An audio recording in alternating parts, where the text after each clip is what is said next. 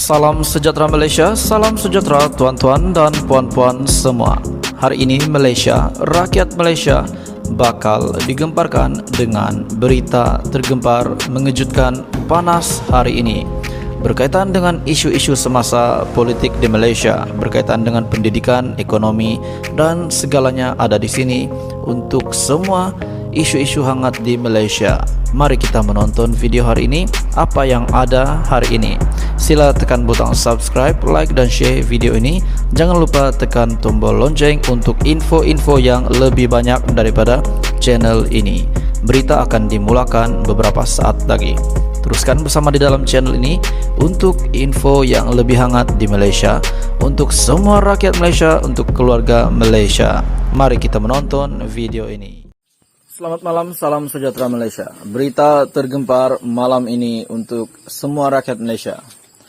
Larry gantung 12 ahli majlis tertinggi PBM termasuk Zuraida. Berita pada 29 Oktober 2022. Sumber berita onemedia.my.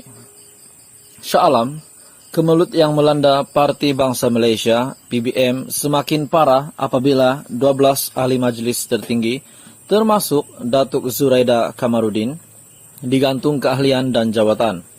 Menurut Datuk Larry yang mendakwa masih presiden parti itu, tindakan tersebut dilakukan kerana penglibatan individu berkenaan yang didapati menggugat kepentingan parti dan kepimpinan. Berdasarkan Perlembagaan PBM Pasal 60 dalam kurungan 3, saya membuat keputusan untuk menggantung individu ini daripada jawatan mereka dalam majlis tertinggi berkuat kuasa serta-merta. Ini juga termasuk Datuk Zuraida Kamarudin sebagai ahli biasa dalam PBM, katanya dalam satu kenyataan di akaun Facebook pada Jumaat.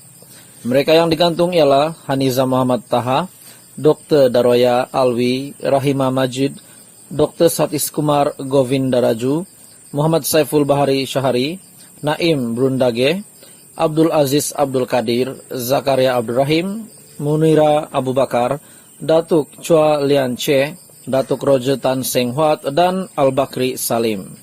Tindakan tersebut dibuat sehari selepas Setiausaha Agung PBM Nur Hizwan Ahmad dan Ketua Penerangan Zakaria Abdul Hamid digantung jawatan berkuat kuasa serta-merta.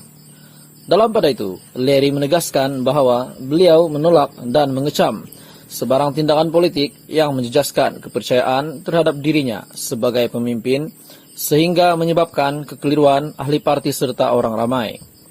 Jadi jawatan mereka akan digantung sehingga jawatan kuasa disiplin dibentuk dan melihat perkara itu selepas pilihan raya jelas beliau. Sehubungan itu, satu mesyuarat majlis tertinggi akan dilaksanakan pada Ahad ini di Sarikei Sarawak pada jam 4 petang bagi membincangkan dan menyelesaikan perkara itu dengan segera. Saya akan menggunakan pasal 21 dalam kurungan 2 dalam Perlembagaan Parti untuk membolehkan mesyuarat ini diadakan segera walaupun kurang 7 hari notis seperti yang diperuntukkan dalam perlembagaan. Mereka yang digantung tidak akan dijemput untuk menghadiri mesyuarat ini dan surat pergantungan sudah dihantar kepada mereka. Berita bertajuk Larry gantung 12 ahli majlis tertinggi PBM termasuklah Zuraida. Ini pasti menggemparkan rakyat Malaysia. Kemelut yang melanda Parti Bangsa Malaysia ataupun PBM semakin parah apabila 12 ahli majlis tertinggi termasuklah Datuk Zuraida Kamarudin digantung keahlian dan jawatan. Menurut Datuk Larry yang mendakwa masih presiden parti, tindakan tersebut dilakukan kerana penglibatan individu berkenaan yang didapati menggugat kepentingan parti dan kepimpinan. Salam sejahtera Malaysia. Hari ini ada berita tergempar untuk semua. Kita sudah tahu pengumuman daripada Muhyiddin Yassin, yaitu pengurusi Perikatan Nasional. Dan dalam pada itu, kita juga tahu Muhyiddin Yassin adalah salah seorang calon Perdana Menteri yang akan bertanding dalam pilihan raya umum ke-15. Jadi hari ini tuan-tuan dan puan-puan, sudah pasti ramai yang mengenali Muhyiddin Yassin. Semasa COVID-19, semasa era pandemik, beliau sangat banyak dilihat, banyak usaha beliau. Ada juga kejayaan beliau, namun beliau tidak lama menjadi Perdana Menteri. Dan hari ini pengurusi Perikatan Nasional ini telah membuat satu kenyataan. Baru-baru ini beliau telah membuat satu kenyataan yang betul-betul dahsyat, mengejutkan. Muhyiddin Yassin ada mengeluarkan kenyataan di media bahwa beliau undur diri sekiranya kalah PRU 15. Beliau akan mengundurkan diri sekiranya akan kalah dalam PRU 15. Setelah 50 tahun menceburi bidang politik, akhirnya Muhyiddin mengumumkan perkara tersebut di media. Jadi tuan-tuan dan puan-puan, sekiranya Muhyiddin kalah, beliau akan mengundurkan diri. Tapi mengundurkan diri itu tidak tahu maksudnya apa. Mengundurkan diri Perikatan Nasional ataupun Bersatu ataupun politik.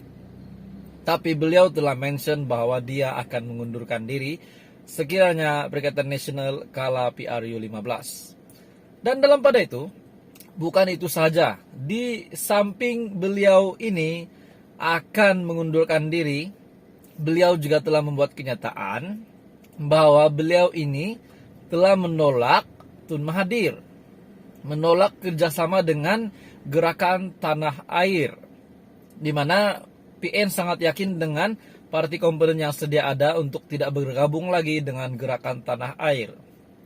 Manakala di sisi Mahathir pula, Mahathir ingin semua pembangkang bersatu untuk menumbangkan UMNO. Menumbangkan UMNO adalah tujuan Mahathir. Tapi kita tidak tahu, adakah Mahathir ini hanya ingin bersatu dengan pembangkang yang lain untuk menjaga dirinya ataupun untuk menjaga status beliau sahaja. Tapi yang pasti Muhyiddin telah membuat pengumuman tergempar bahwa Muhyiddin Yassin akan mengundurkan diri sekiranya Perikatan Nasional kalah PRU 15. Sekaligus beliau telah menjawab pertanyaan Mahathir untuk bekerja sama, di mana Perikatan Nasional tidak akan menerima ataupun tidak akan menjalin sebarang kerjasama dengan GTA. Seterusnya tuan-tuan dan puan, menurut CFMT ada tajuk berita yang Anda perlu tahu. Perikatan Nasional akhirnya lancar manifesto PRU 15 selepas penamaan calon. Perikatan Nasional akan melancarkan manifestonya bagi PRU ke-15 pada awal November selepas hari penamaan calon, kata pengurusinya Muhyiddin Yassin, bekas Perdana Menteri itu. Muhyiddin berkata, segala tawaran untuk melaksanakan setiap inisiatif dan bantuan rakyat akan diperjelaskan satu demi satu pada hari itu, termasuk komitmen parti melaksanakan apa terkandung dalam budget 2023 yang dibentangkan di parlimen tetapi tidak sempat diluluskan. Kami akan meneliti dan melakukan penambahbaikan terhadap budget kalau ada keperluan, serta mengutamakan kepentingan rakyat dengan kadar kemiskinan yang kian meningkat, khususnya golongan remaja, golongan rentan yang terkesan akibat pandemik.